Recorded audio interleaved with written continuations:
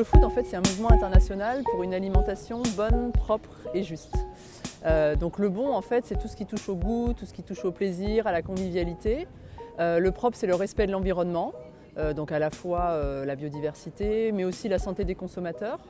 Et le juste, c'est tout ce qui est l'éthique sociale, donc notamment le fait que les producteurs, les transformateurs et aussi les consommateurs finaux vivent correctement de leur métier et pour les consommateurs puissent acheter des produits de qualité sans se ruiner. Ce week-end, c'est le Rassemblement national des conviviums.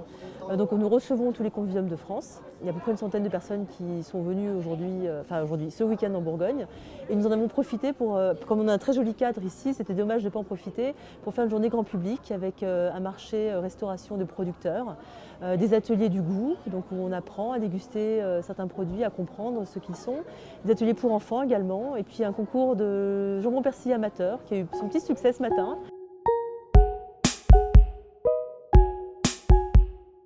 Une des grandes actions de Slow Food au plan international, Slow Food c'est à peu près 150 pays et une centaine de milliers d'adhérents, c'est tout ce qui touche à la biodiversité. L'idée qu'il faut qu'on garde une pluralité de variétés végétales, de races animales, un petit peu comme un jeu de cartes au poker. Alors Slow Food agit en fait de manière très concrète et au niveau vraiment là pour le coup des antennes locales que sont les conviviums, par deux moyens d'action. Le premier c'est l'Arche du goût. C'est la métaphore de l'Arche de Noé, l'idée de faire monter dans un grand bateau des races animales, des variétés végétales qui sont en train de disparaître. C'est un inventaire, donc ça n'a d'intérêt que de signaler des produits qui, si on ne fait rien, vont disparaître.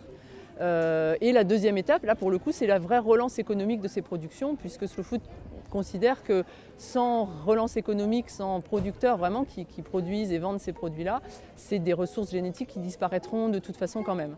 Voilà, donc Arche du goût, Sentinelle, c'est vraiment l'action de fond de Slow Food pour sauvegarder la biodiversité.